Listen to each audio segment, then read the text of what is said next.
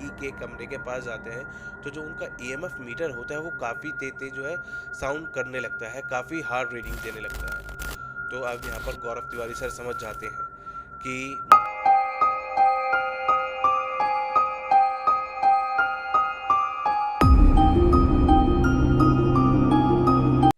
Hello दोस्तों, से एक बार फिर से स्वागत है आपका हमारे चैनल रहस्य बाय रविंदर में, जहाँ पर हम बात करते हैं घोस्ट की, हॉरर की और पैरानॉर्मल एक्टिविटीज़ की बातें और कुछ वो बातें जिनके पीछे कुछ न कुछ रहस्य ज़रूर छुपा होता है। दोस्तों, आज की जो हमारी कहानी होने वाली है वो गौरव तिवारी सर के बारे में होने वाली है। उनकी मौत का राज तो आज तक पता नहीं चल पाया है, लेकिन आज हम इस बारे में बात करेंगे कि गौरव तिवारी सर की मौत से पहले वो कौन सा केस हैंडल कर रहे थे। तो चलिए वीडियो को स्टार्ट करते हैं। गौरव तिवारी सर का उनकी मौत से पहले एक लास्ट केस हैंडल कर रहे थे और वो था दिल्ली के जनकपुरी का केस। गौरव तिवारी सर के पास जो है उनकी मौत से एक दिन पहले या फिर कई सोर्सेज के माने तो एक हफ्ते पहले उनके पास एक कॉल आता है। सामने से एक व्यक्ति बोलता है कि मुझे आपकी जो है गाइडेंस की काफ़ी ज़्यादा ज़रूरत है, आप एक बार आकर जो है मेरी बेटी को देख लो। और वो कुछ अजीब अजीब सी आवाज़ें निकाल रही है, हंस रही है, चिल्ला रही है और जो है हमारी बात नहीं सुन रही है। तो गौरव तिवारी सर को ये बातें सुन रहे थे ये काफ़ी नॉर्मल थी, क्योंकि वो पैरानॉर्मल जो है इन्वेस्टिगेटर थे और उनको आए दूसरे दिन ऐसी कॉल जो आती थी और जो है इस तरीके की बातें उनको सुनने के लिए मिलती थी। लेकिन यहाँ पर एक बात ये है कि गौरव तिवारी सर कभी भी अंधविश्वास को जो है बढ़ावा नहीं देते, या फिर जो पोजेस्ड है कहीं उनको मेंटली कोई प्रॉब्लम तो नहीं है। वो किसी भी कंक्लूजन पे पहुंचने से पहले ये देखते थे कि जो सामने वाला पर्सन है कहीं उसको मल्टीपल पर्सनालिटी डिसऑर्डर तो नहीं है। गौरव तिवारी सर उस अपार्टमेंट में जाते हैं, वहाँ पर उस लड़की के माता पिता से बात करते हैं। उस लड़की के माता पिता बताते हैं कि ये रेगुलर की तरह जो है नॉर्मली अपना कॉलेज आती जाती थी और जो है काफ़ी हंसमुख लड़की थी। लेकिन एक दिन अचानक पता नहीं क्या हुआ, ये चुपचाप घर पे आई और गुस्से गुस्से में जो है रहने लगी। ये ना ही किसी से बात करती, अगर कोई से बात करने की कोशिश करे तो ये उस पर चिल्लाने लगती या फिर उसके ऊपर हाथ उठाने लगती। बहुत ज़्यादा इरिटेटिंग रहने लगी। गौरव तिवारी सर जब ये बात सुन रहे थे तो उनका सिर्फ एक ही क्वेश्चन था उस लड़की के पिता से कि क्या इनको कोई पुरानी प्रॉब्लम तो नहीं है या फिर कोई दिमागी प्रॉब्लम तो नहीं है। लेकिन लड़की के माता पिता बोलते कि नहीं, ऐसा कुछ नहीं।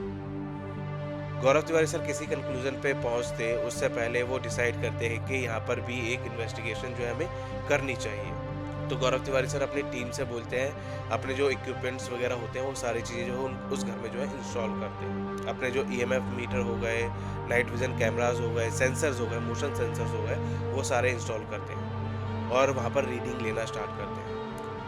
गौरव तिवारी सर जब ये रीडिंग ले रहे थे तो उनको ज़्यादा कुछ अच्छा फील नहीं हो रहा था, क्योंकि ये केस आने से एक हफ्ते 10 दिन पहले ही उनकी तबीयत कुछ ख़राब सी जो है रहने लगी थी। लेकिन फिर भी वो अपने आप को पुश करते हैं और जो वहाँ पे रीडिंग लेना स्टार्ट करते हैं। गौरव तिवारी सर जब रीडिंग ले रहे होते हैं तो वो रीडिंग लेते लेते लड़की के पास जाते हैं और जैसे वो लड़की के पास जाते थे उनका जो ईएमएफ मीटर होता है वो काफ़ी तेज तेज जो है साउंड करने लगता है और काफ़ी हार्ड जो है रीडिंग देने लगता है। जब गौरव तिवारी सर उस लड़की की तरफ देखते हैं तो वो लड़की जो अभी तक चिल्ला रही थी, चीख रही थी, वो एकदम से शांत हो जाती है और गौरव तिवारी सर को जो है देखकर हंसने लगती है और हंसते हंसते अपने कमरे में चली जाती है। उस लड़की के पिता ये चीज़ देखकर काफ़ी ज़्यादा हैरान हो जाते हैं और गौरव तिवारी सर से बोलते हैं कि ये इतने दिनों में पहली बार है जो ये लड़की शांत हुई है और इसको हमने हंसते हुए देखा है। अब जब उनकी बेटी हंस रही थी या फिर जो है शांत हो गई थी, ये चीज़ देखकर उस लड़की के पिता को एक होप नज़र आती है गौरव तिवारी सर में। तो गौरव तिवारी सर ये चीज़ समझते हैं कि हाँ चलो ठीक है, इनको होप लग रही है, तो वो अपनी इन्वेस्टिगेशन को जो है कंटिन्यू करते हैं। वो पूरे घर में इन्वेस्टिगेशन कर रहे थे और जैसे वो उस लड़की के कमरे के पास जाते हैं तो जो उनका ईएमएफ मीटर होता है वो काफ़ी तेज तेज जो है साउंड करने लगता है, काफ़ी हार्ड रीडिंग देने लगता है। तो अब यहाँ पर गौरव तिवारी सर समझ जाते हैं कि मुझे इस कमरे में जाना ही होगा, इस लड़की के कमरे में जाना ही होगा। जब गौरव तिवारी सर कमरे का दरवाज़ा खोलते हैं, रूम का दरवाज़ा खोलते हैं, तो वहाँ पर देखते हैं कि वहाँ पर वो लड़की बैठी हुई है और गौरव तिवारी सर को देखकर जो है हंस रही है।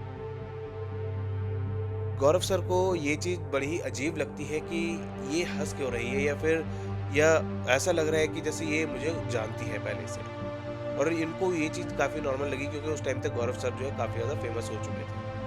लेकिन गौरव सर कुछ सोचते ही उससे पहले वो लड़की बोलती है कि आ गया तू, तेरा ही इंतजार था। अब यहाँ पर गौरव सर जो है डाउट में हो जाते हैं कि इस लड़की को किसी ऐसी आत्मा ने तो पोजेस नहीं कर रखा जिससे मेरा पाला पहले भी पड़ चुका है।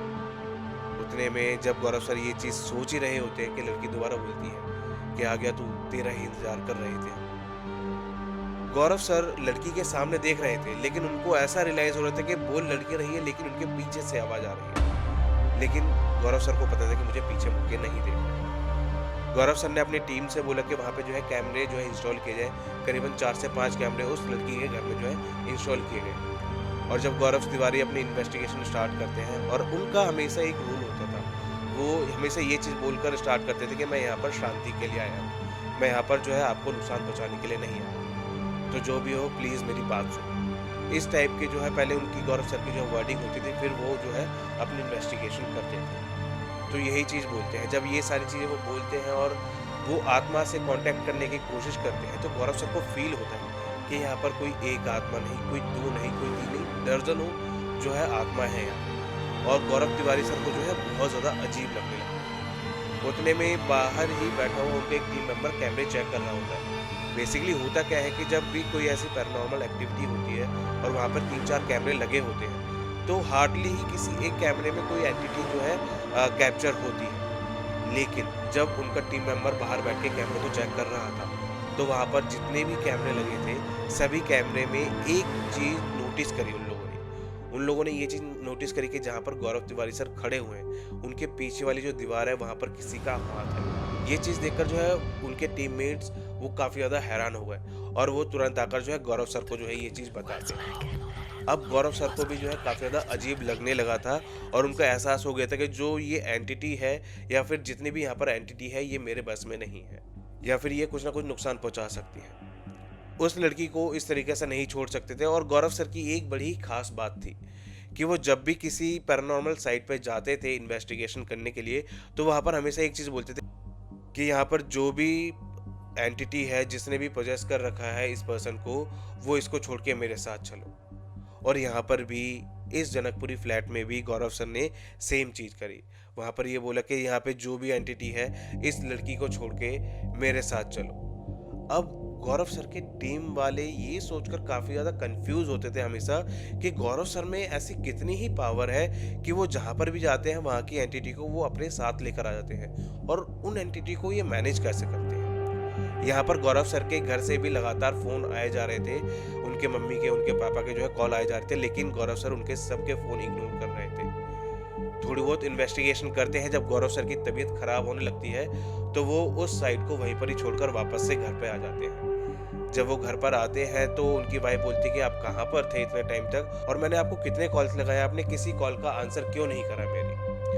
तो गौरव सर बोलते हैं कि वो कॉल का आंसर करने वाला जो क्वेश्चन होता है उसको इग्नोर करते हैं, और बोलते हैं कि जिन एंटिटियों से अभी तक मैं इंटरेक्ट करते आ रहा हूँ, शायद उनमें से कुछ एंटिटी मेरे पीछे लगी है। गौरव तिवारी सर की वाइफ को ये चीज़ पहले से ही पता थी कि एक न एक दिन ऐसा दिन ज़रूर आएगा जब जिन चीज़ों के पीछे मेरे हस्बैंड पड़े हुए हैं, या फिर जो ये रिसर्च करते हैं, या जो एंटिटियों से जिनका इनका पाला पड़ता है, वो इनको एक न एक दिन हार्म ज़रूर पहुँचाएंगे। तो गौरव सर की वाइफ उनको समझा कर जो है सोने के लिए बोलती हैं। अगले दिन जब गौरव सर उठते हैं और अपने ईमेल्स वगैरह चेक करते हैं कि कोई केस तो नहीं आया या फिर किसी इन्वेस्टिगेशन पे तो नहीं जाना, अपनी मेल्स वगैरह चेक करके गौरव सर नहाने के लिए चले जाते हैं। करीबन 10 से 15 मिनट बाद बाथरूम में किसी के गिरने की आवाज़ आती है, और गौरव सर के मम्मी पापा दौड़े दौड़े आते हैं और गौरव को पुकारने लगते हैं कि गौरव क्या हुआ, सब ठीक है, सब ठीक तो है, कुछ हुआ तो नहीं। लेकिन अंदर से कोई भी रिस्पॉन्स नहीं आ रहा था। गौरव सर के फादर किसी न किसी तरीके से बाथरूम का दरवाज़ा तोड़ते हैं और अंदर जाते हैं। जैसे ही वो दरवाज़ा तोड़कर अंदर जाते हैं, वो देखते हैं गौरव सर जो है ज़मीन पर पड़े हुए। वो उनकी पल्स चेक करते हैं, उनकी नर्व्स चेक करते हैं, और देखते हैं कि गौरव सर अब इस दुनिया में नहीं, और वो डेट थी 7 जुलाई 2016। गौरव तिवारी के फादर किसी भी तरीके से एम्बुलेंस को बुलाते हैं और उनको हॉस्पिटल लेकर जाते हैं, और हॉस्पिटल में भी वही चीज़ डिक्लेयर होती है कि गौरव सर जो है अब इस दुनिया में नहीं। लेकिन यहाँ पर सबसे बड़ी सोचने वाली बात ये थी कि जब इन्वेस्टिगेशन हुई तो गौरव तिवारी सर का ना ही किसी ने गला दबाया था, ना ही उन्होंने अपने आप को फांसी लगाने की कोशिश करी थी। उनके गले पे सिर्फ एक काले कलर का मार्क था। अब यहाँ पर डॉक्टर्स भी और पुलिस वाले भी काफ़ी ज़्यादा कंफ्यूज थे, क्योंकि जिस बाथरूम में वो गए थे वहाँ पर इतना स्पेस नहीं था कि वो अपने आप को लटका सके और सुसाइड कर सके। जब कोई भी क्लू नहीं मिला तो पुलिस वालों ने इस केस को सुसाइड केस करके जो है बंद कर दिया, और आज की डेट में भी यही एक क्वेश्चन सबसे बड़ा गौरव तिवारी सर के बारे में आता है कि आखिरकार उनकी डेथ हुई कैसे?